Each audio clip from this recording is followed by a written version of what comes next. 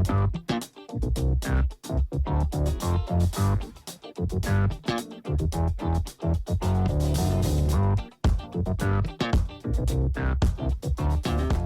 folks, and welcome to the Daily Ratings Podcast, a show where each week we sit down with Vincent Daly to get his thoughts on the latest movies he's been watching, both older films and new releases. And don't worry, there's no spoilers. Vince will give a brief review of the movie, share some thoughts, and of course, then rate the film. The daily ratings are always fair, honest, and most importantly, they're consistent. On today's show, Vince will be rating and reviewing Escape from New York by John Carpenter, Escape from L.A. by John Carpenter, Fantastic Mr.Fox, directed by Wes Anderson, Doubt by John Patrick Shanley, and newly released Godzilla vs. Kong by Adam Wingard. So stay tuned and enjoy the show.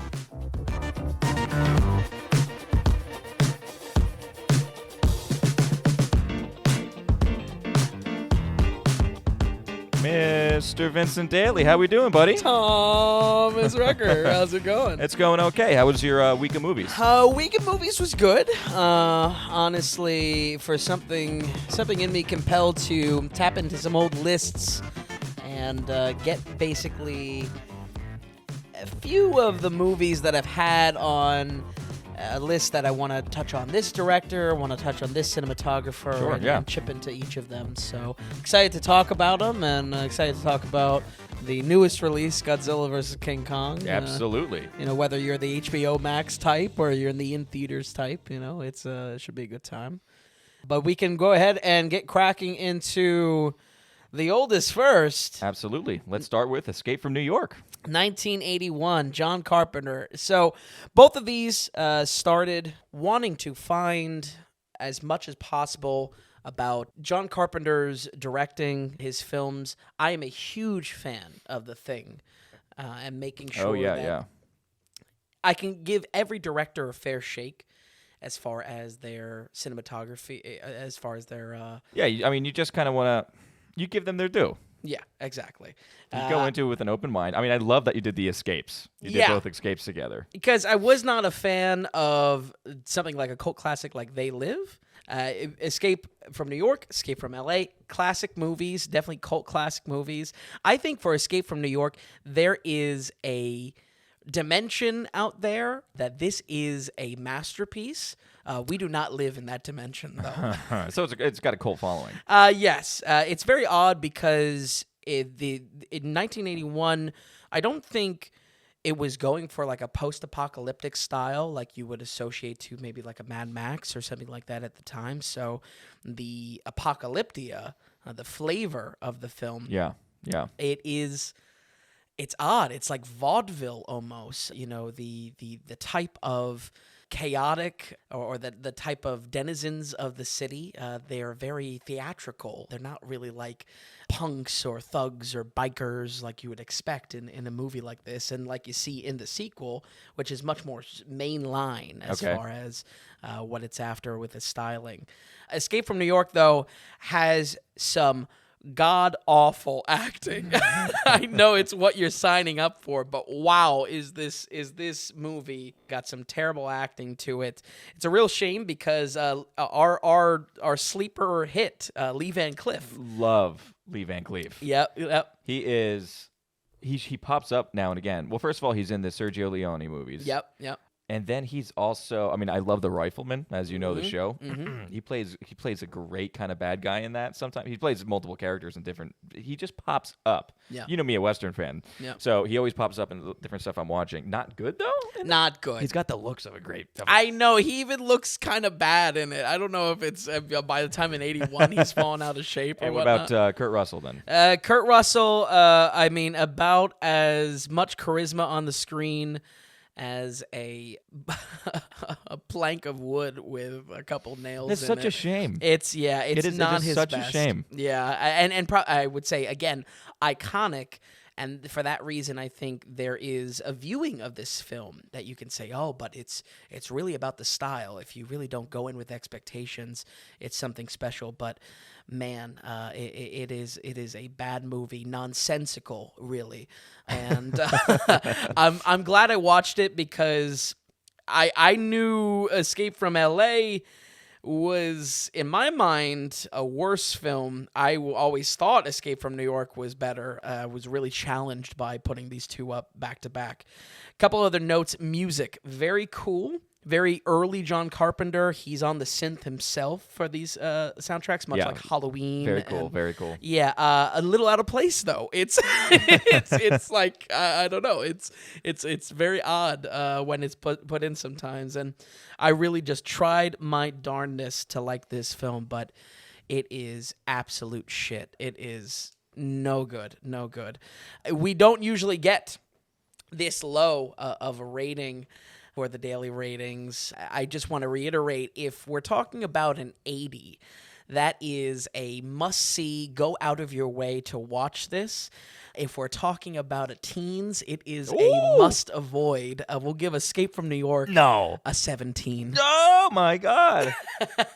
Escape from New York, 17%. 17%. It is. I mean, honest, I really tried to like it, too. Because we were talking... Honestly, if you tell me the premise, if you tell me the basic plot... the synopsis of it, and you give me Kurt Russell, Lee Van Cleef, I'm thinking this movie's got to be at least okay. Right, 80s, yeah, absolutely. How disappointed were you then? Very, because we were folks, we were talking before the show. I would have just been sad at the end. Right. Yeah, it's a little bit maddening. Is the feeling. We were talking before the show, folks. I mean, I'm a huge Metal Gear Solid fan, and the history of this is that Metal Gear Solid was inspired, or at least the main character Snake was inspired. Yeah, by Kurt. This movie kind of kicked it off, or catapulted at least, one of the best gaming franchises absolutely, of all time. At least in my belief, absolutely. Yeah, I mean that's. I'm not even a gamer, but I know that. Exactly. Yeah. So, yeah, rough stuff. So let's go ahead and go into Escape from L.A. Escape from L.A., the sequel. And to give you some of the background here, this is a 15-year gap between 81 to 96. Absolutely. And it's rough because you think with that amount of time, one, who's asking for this? I mean, certainly I wasn't in the audience base in So 96. when did the first Metal Gear come out?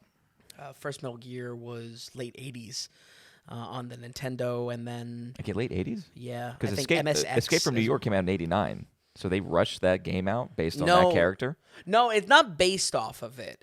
Inspired, really, by... Okay. Yeah. Totally different. I'm just wondering, what was the big... Was Metal Gear 2 around that? I'm wondering, because you said what spawned it. I am assuming it might have to be the love for Snake. I think it is just literally... I mean, it's not the same character. It's literally just taking the main character as the name Snake, and then it is Hideo Kojima who creates the Metal Gear series. Right. And has it inspired from there. There's some overlap. There's some sequences where they talk in on a radio, which is very similar to the game. Okay. But totally separate other than that, so as far as New York, so as far as LA goes, did the bad acting overlap? Imagine 15 years. Imagine 15 years of time has passed since a sequel no one was asking for, I would imagine. And you could say, oh, this is fun. You know, we're returning to this world. It's pretty outrageous. Obviously, by 96, there was a lot more heavy hitters as far as action, campy 80s schlock. Great movies, mid to late 90s, great movies coming out. Absolutely. Big blockbuster films. So, probably exciting to return to the IP and have new ideas. When I tell you this is the exact same story, almost to the point of parody. What was the point? I don't know. Who was asking for it? That's the review for Escape from LA. It appears to be better on the surface. It has a more cohesive style. The bedlam, the apocalyptia of LA is much more the punk, Mad Max type style. There's there's much more of a sociable style with what you're seeing on the screen, where with New York, it's very odd. You don't really say, wow, this is what a rundown city would look like. It's very odd in New York. With L.A., it's much more streamlined to that style because he's probably just going off of contemporaries at the time. You know? Yeah, and plus, does it make a difference because L.A. is such a more it's not as a compact city and it's spread out a little bit more? Did that change up the movie a little bit? Maybe there's definitely a lot more jumping around the city, and there's a specific part, for instance, that's in Beverly Hills that is run by crazy people obsessed with, facial reconstruction and whatnot. But yeah, there appears, and I really want to lean into appears to be better quality, better style to it, but it is all thrown out because as soon as the film is separating itself from the exact same plot of Escape from New York, as soon as it tries to achieve something else, there are these god-awful 90s sports action sequences. Folks, there is basketball in this film. I remember I've seen 10 minutes of this film, and it was the basketball scene. There's basketball. There's a surfing sequence. It is so like rocket power 90s. It's not even funny. Sounds kind of great. Yeah, right. I wish it was. It's a tough one. It's a tough one, and it's such a shame because I think on the whole the film does do a lot better at telling the story of sending this criminal turned soldier into an area and then having his government turn on him. I think it tells it better, but boy, is it just every time there's something goes right, two things go wrong with the film, and it's rough. I can't wait. Oddly enough, for that reason, it is both much better and much worse. Okay. There's significant moves in both directions that it corrects from Escape from New York and gets much worse from Escape from New York. So we're going to give from Escape from LA a 12. Oh my God! It is worse.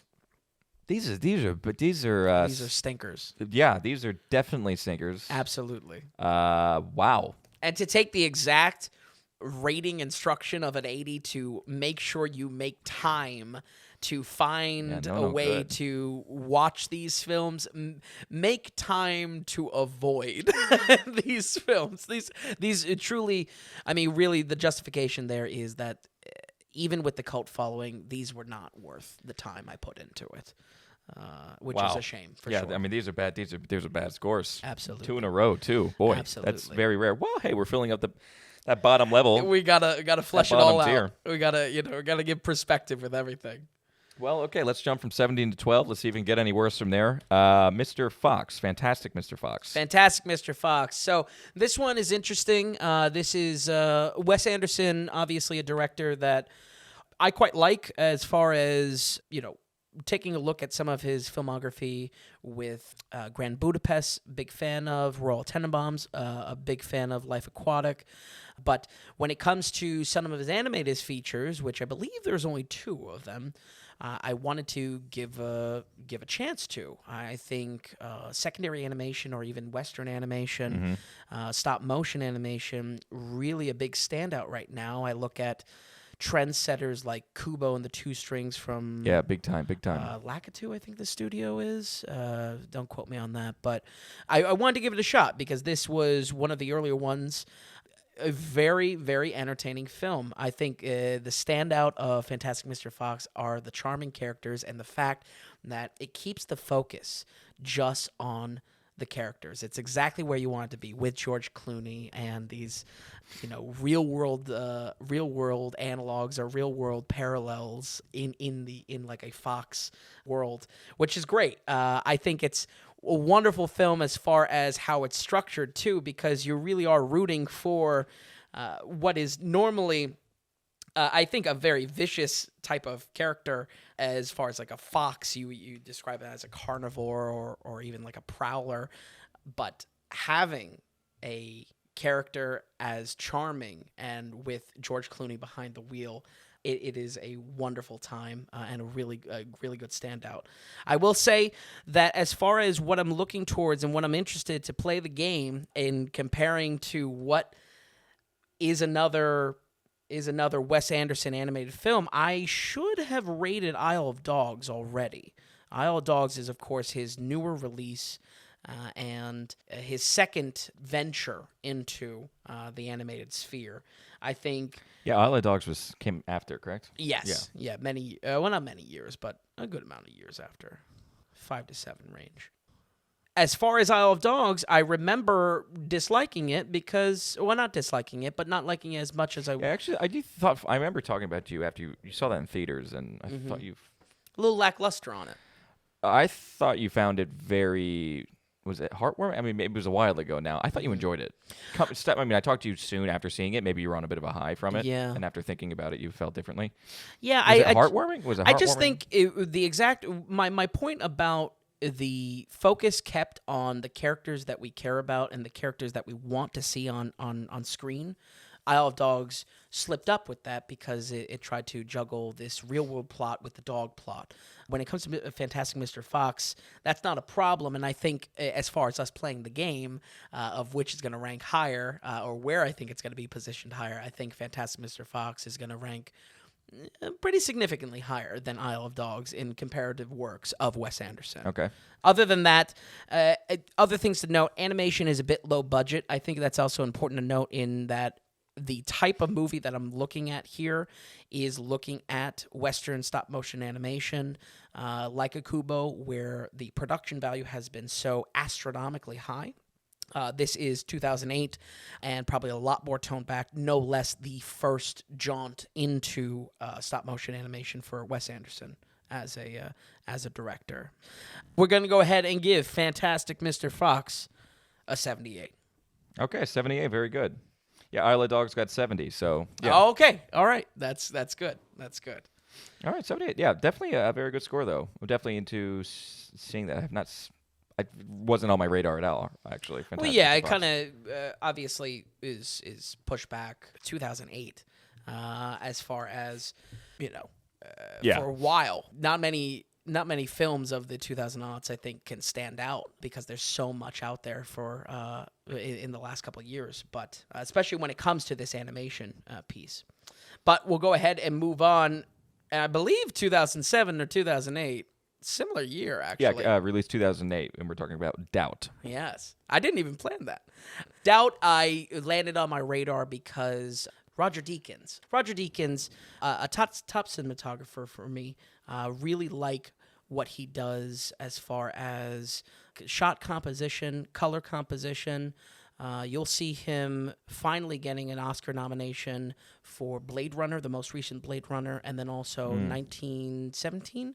Oh, did he? Yes. Okay. And an Oscar win, nominated hundreds of times probably, but, well, that's embellished. But, yeah, a really big fan. So rather than go about in the director's style, I wanted to look at some of his works. And Doubt is a star-studded film. It really is, yeah. I mean, we're talking Meryl Streep, Philip Seymour Hoffman, Amy Adams, Viola Davis. Absolutely. Yeah. And, I mean, a pretty fascinating movie because it's not so much a really compelling movie to look at what's happening on screen. This is definitely what some would call Oscar bait because of how much talking, how much dialogue there is to it. There is a lot there that is left to the conversation that's supposed to spawn off of this film. And I think it's a fascinating watch because of that conversation piece. The conclusion that you're left with at the end of Doubt is definitely meant to leave a final piece that you're discussing with whoever you're watching the film with, who is right, who is wrong, and I think it's a interesting movie to look at in that way. For that reason, though, the screenplay is absolutely the strength here. That's got to be, yeah. Yeah. Well, and how the delivery as well has to be good. Yeah. Philip Seymour Hoffman is fantastic. So good. It's ridiculous. Meryl Streep, fantastic. You know I'm a fan of Amy Adams. Yeah. This is, I believe, a little bit earlier in her career, but yeah, for her, I would kind of, yeah. Yeah. She had so many hits after this. I mean, Right. she's really doing quite on a streak there. And I love Viola Davis, too. Absolutely. She's phenomenal on screen. And she, if I'm correct, she got the Oscar nomination for one or two scenes in the film, but she's that powerful. Yeah. I mean, there's a lot of compellingness to the screenplay, but almost ironically, for what I was focused on this film and why it was on my list, to watch how the shot composition is, to watch what Roger Deakins was doing behind the camera, it was not the most interesting to watch, and I that kind of left me a little disappointed, if I'm being honest, that there wasn't more to the entertainment factor of why is this a movie versus just a play. And it was once a play. I believe so. Yeah. I think it was a play first John or Patrick simultaneous? And John Patrick Shanley wrote the screenplay and the play, I believe. Yeah. And directed then. Yeah. Wow. So, I mean, talk about involvement. I mean, that's his baby, basically. Yeah. Did it come across as kind of Glengarry Glen Ross, where it's like, oh, this is a play? And because the actors and the writing, this is coming off it's a classic movie as well. I and think well done. I think maybe a little bit better as far as does it really need to be a movie as far as the Sure. medium versus a play. I think ultimately, though, it wasn't something that I was looking at and I was saying, wow, I have to keep my eyes on the screen every moment. There are a lot of interesting uses of actions that characters do that set their time, place, that set their mentality about current events that are happening in the film, which I think is very interesting. But by no means is keeping your eyes on the screen as much as as I would say with any other film. And that's really is what's landing me in probably a much more lukewarm reception of this film than I would have for a lot of what would be considered, again, Oscar bait. It's not really a stab at it, but, kind of understand for what it is. It's a platform for actors to be putting on excellent performances. The performances are there. I just feel that I'm lukewarm on the movie itself, on the end product. Performances there and the writing's there. Absolutely. But as far as it on screen, yeah. Absolutely. Certainly, I think worth your time if you're interested in the subject matter of doubt. I think it's absolutely going to be something that you can take time to watch, or if you haven't seen it already. But for me, is it something that you have to make time for? Is it something that is a must-watch? No. And that's where I land with doubt at a 73. Okay, 73, not bad. Yeah, that makes sense the way you were talking about it. Definitely a should watch, though. Basically, it's kind of how. Well, not a should watch, but not a should watch, but definitely a good movie. No, it's a should watch. I mean, 80s are much must watches. You know, what sure, I mean? 70s, right? Yeah, it's a should watch. Yeah, I'm definitely interested in it for sure. Yeah, especially Philip Seymour Hoffman. He's just so phenomenal. Okay, so 73% on that. But with that, before we transition into the now playing, would you like to? Yeah, this is when we would step into our kind of. This is where we're going to take a break in the podcast. We'll explain. It's one of our earlier podcasts. So in between our kind of older films and ones that are just been released in theaters, this is when we want to take a time to thank our producers. We call it basically the producer segment. And we just want to take a little bit of time here. And those of you who donated, will read your name. Unless you want to be anonymous and say you want to be anonymous, and we won't say your name. But we'll give you a shout out, and then we'll say how much you donated. The way we take donations is through PayPal, and you can write a little note there, and we'll read your little note. We don't want to break here and do ad breaks for mattresses or for sure. Yeah, random food packages and meat and, just shilling products that we don't care about, but we want the money because our pockets are empty. What we want to do is we want to create a little daily ratings tribe here where we go by the value for value model.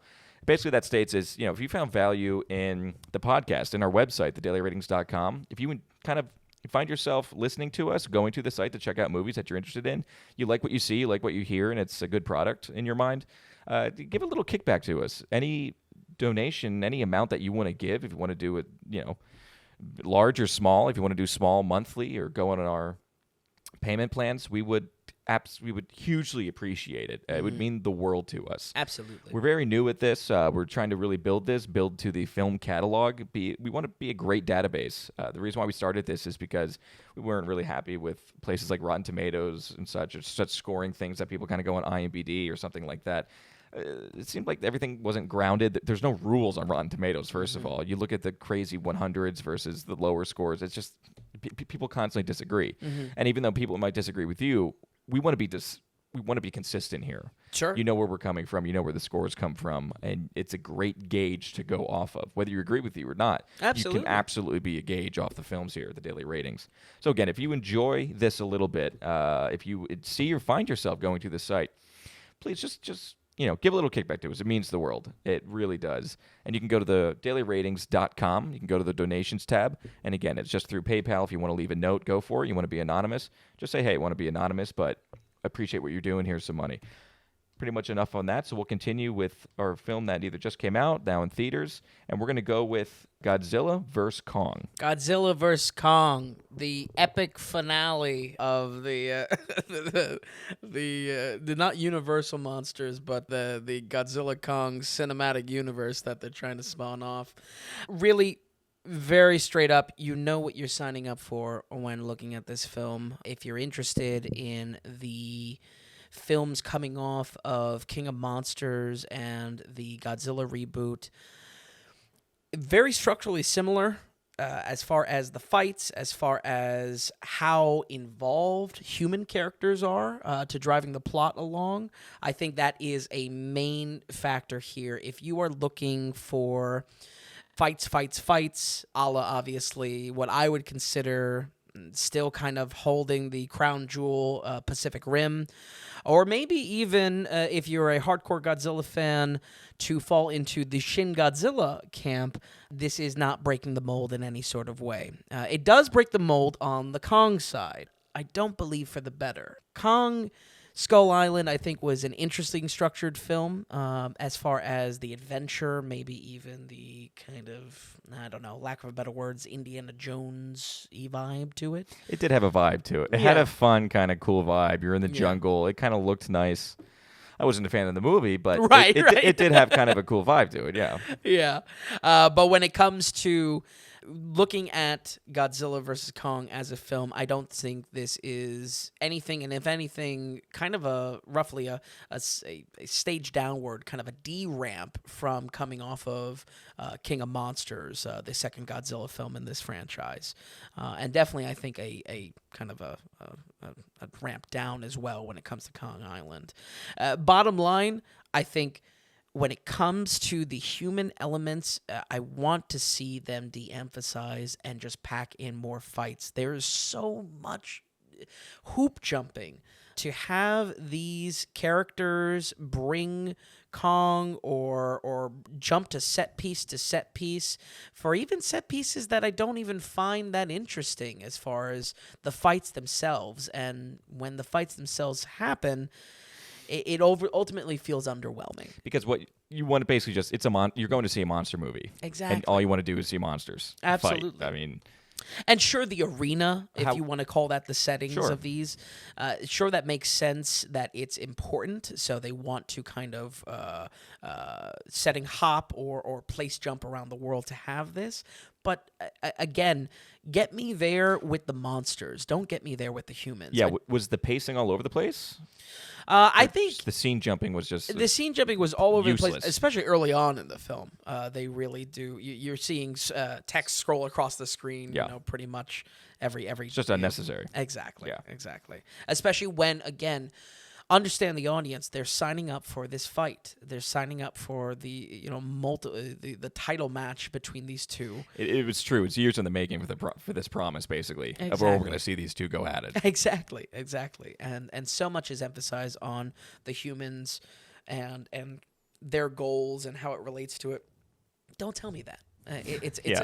Don't tell me. I don't need that. If anything, leave it mysterious.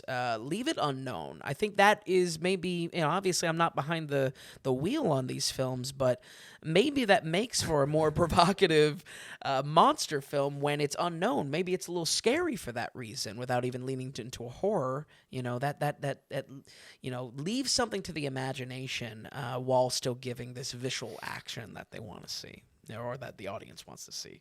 Certainly I wanted to see, and I think, unfortunately, it comes out once again, not to overuse the phrase, but a lukewarm type of type of conclusion to this cinematic universe. I highly doubt this will be the last one.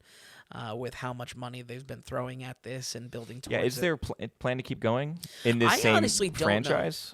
know. I wouldn't doubt maybe there is one more movie in the tank for each of these, but then again, I don't know. I mean, it's all in the money, and I believe COVID messed everything up too with the direct release.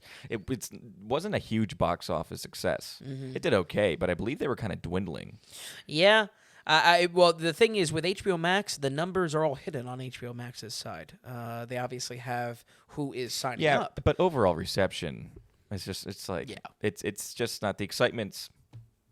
I felt like they could have done so much more with them. Yeah. That's all. I think to that point, it's not also selling HBO Max subscriptions. So, I don't think it's no, there's a lot more doing that. Yeah, exactly. So, but with that said, middle of the road, not necessarily the worst thing you could spend your time on, but certainly nothing stellar. We're gonna give Godzilla versus Kong a 47. 47. Yeah, that kind of makes sense.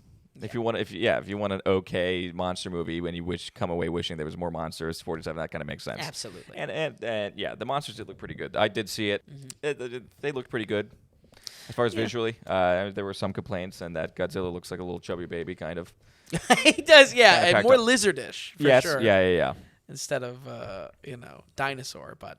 Yeah. But, okay, is there anything else you'd like to add, Vin? I think that's it. I think Is that a wrap? That is a wrap. I'm interested in diving into some more Wes Anderson films, maybe touching on some other aspects of cinematographers that I want to tap into, because we've touched on a lot of directors and going through them, but excited to chip them in, and of course the new releases to make sure that you're watching movies on curve and watching smart. Very cool. Hey, thanks for coming by, Vin. Hey, thanks for having me. Alrighty, folks. So just a quick recap here. We have Escape from New York, 17%. Escape from LA, 12%.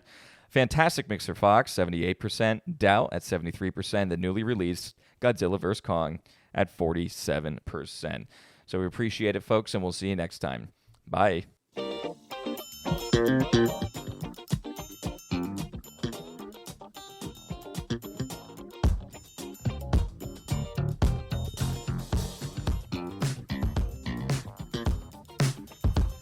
If you enjoyed the podcast, if you would, give us a good rating or tell a friend about us. If you're wondering if a film is worth a watch, or if you'd just like to see more movie ratings from Vince, be sure to stop by thedailyratings.com, where we have our ever-expanding catalog of films. Also, if you found value in the podcast or our site, become a producer. Go to the donations tab on thedailyratings.com. You can donate whatever amount of value that you feel you received from our products. You'll get a producer mention on the next podcast episode, too. We're looking to build this into something large and great, but also be independent from those corporate sponsors. So we greatly appreciate any support from you all. So thanks so much, and we'll see you next time on the Daily Ratings Podcast.